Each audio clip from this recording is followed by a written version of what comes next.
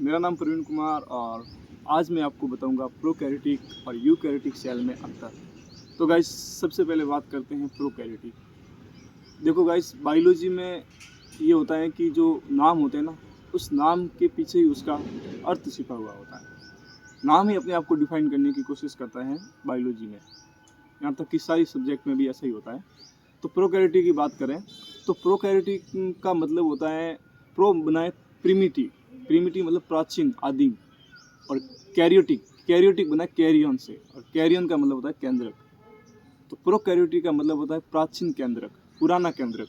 जब जीवन की शुरुआत हुई थी ना, तो जो फर्स्ट सेल बनी थी साइनोबैक्टीरिया, वो प्रोकैरियोटिक सेल थी। इसीलिए साइंटिस्ट ने इसका नाम रखा प्रोकैरियोटिक, मतलब पुराना केंद्रक। और पुराना केंद्रक कैसा दिखता है? तो पुराना केंद्रक ऐसा दिखता है कि आप जो नॉर्मली सेल देखते हो, उस सेल में सबसे पहले सेल मेम्ब्रेन होती है, फिर साइटोप्लाज्म होता है और फिर न्यूक्लियस होता है। तो प्रोकैरियोटिक सेल में भी ये सारी चीज़ें होती हैं, लेकिन जो न्यूक्लियस होता है ना, वो अविभेदित होता है। अविभेदित का मतलब, नॉर्मली आप यूकैरियोटिक सेल देखोगे ना, तो उसमें जो न्यूक्लियस होता है ना, उस न्यूक्लियस के साथ और एक मेम्ब्रेन होती है, न्यूक्लियर मेम्ब्रेन कहते हैं उसको। बट प्रोकैरियोटिक सेल में वो न्यूक्लियस होता है ना, उस न्यूक्लियस के साथ और न्यूक्लियर मेम्ब्रेन नहीं होती, और ऐसे न्यूक्लियस को बोलते हैं न्यूक्लियोइड। और वो न्यूक्लियस है ना, वो पूरा साइटोप्लाज्म में से बिखरा हुआ होता है, अविभेदित होता है।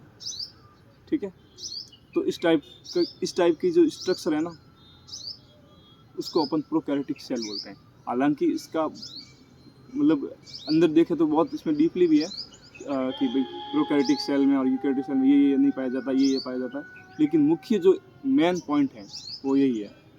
जबकि यूकैरियोटिक की बात करें तो यूकैरियोटिक सेल में आपको वेल डेवलप्ड न्यूक्लियस देखने को मिलेगा।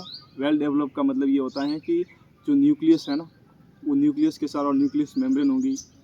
जो न्यूक्लियस के अंदर जो क्रोमोसोम है वो हिस्टोन प्रोटीन के द्वारा कंडेंस होते हैं। ठीक है, ये प्रोकैरियोटिक सेल में हिस्टोन प्रोटीन नहीं पाया जाता, तो वो कंडेंस भी नहीं होते, बिखरे हुए होते हैं। तो यूकैरियोटिक सेल एक वेल डेवलप्ड सेल होती है। और यूकैरियोटिक सेल किस में देखने को मिलती है?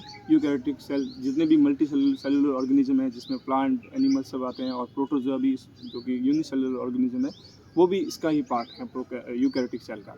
और प्रोकैरियोटिक सेल के एग्जाम्पल है बैक्टीरिया, माइकोप्लाज्मा। ठीक है, तो गाइज आपको ये वीडियो पसंद आया हो तो इसको लाइक कीजिए, शेयर कीजिए, सब्सक्राइब कीजिए। Thank you very much.